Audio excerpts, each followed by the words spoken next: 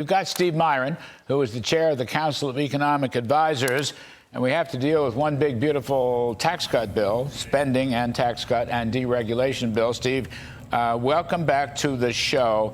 Just right at the top, you're putting in a much bigger economic growth rate than the Congressional Budget Office, which, by the way, put out some kind of update today and once again said extending the tax cuts is going to cost close to $4 trillion, despite the fact that revenues have been rising ever since 2017 when that bill was put into place. But I want to talk to you about your own estimates. You're looking for 4% plus in the first year or two and roughly 3% plus in the next bunch of years, and that makes a big difference in revenues, in deficits, and in debt. Tell us about your estimates and why you're above the CBO.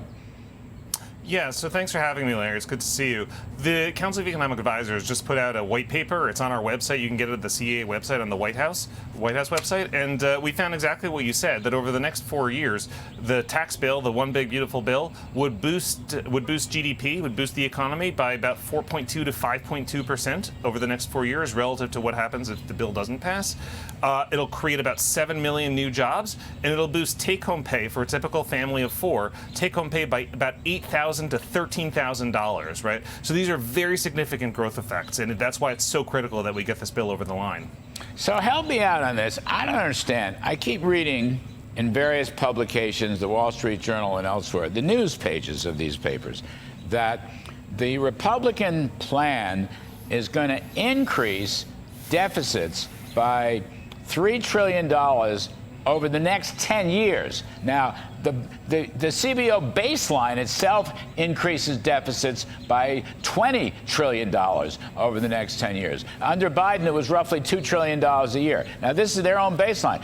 So you're going to come in at $3 trillion. That would be a lot less than the $20 trillion, and probably it slopes down, although we haven't seen exactly what the House is going to produce. We'll have to see the scorecard later. Or, for example, with your kind of growth rate, there aren't going to be any deficits at all. Let's say the next 3 or 4 years, 5 years, there'll still be deficits, and then they'll evaporate. But where's this plus $3 trillion come from?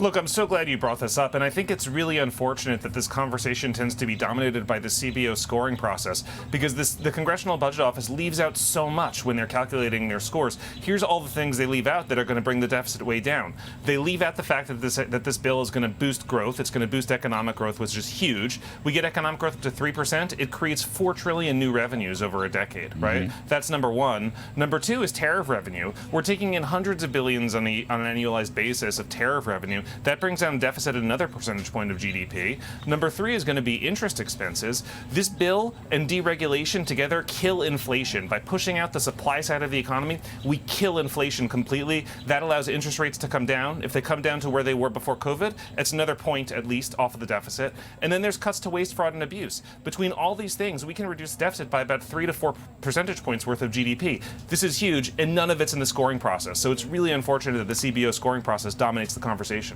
And there is a considerable amount of savings from Medicaid and other programs that the House has just come up with, okay? And they may not be done. And the Senate may go beyond that, okay? $1.5 trillion worth, or maybe more than that. See, I just don't understand how the deficit can go up if you have pro-growth tax cuts, all right, incentives to produce, incentives to invest.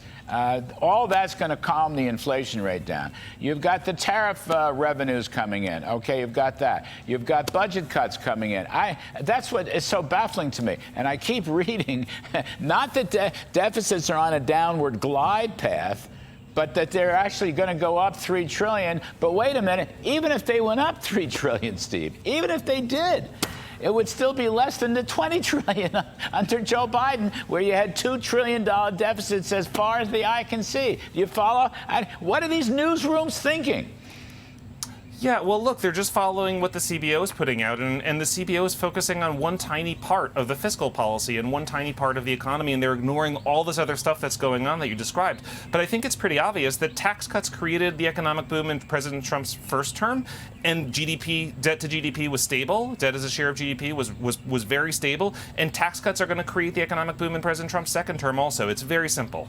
And you're saying also, for middle income folks, working folks, I would call them blue-collar folks, their after-tax take-home pay is going to go up because tax savings are going to go up. Just give us a little bit of wisdom on that.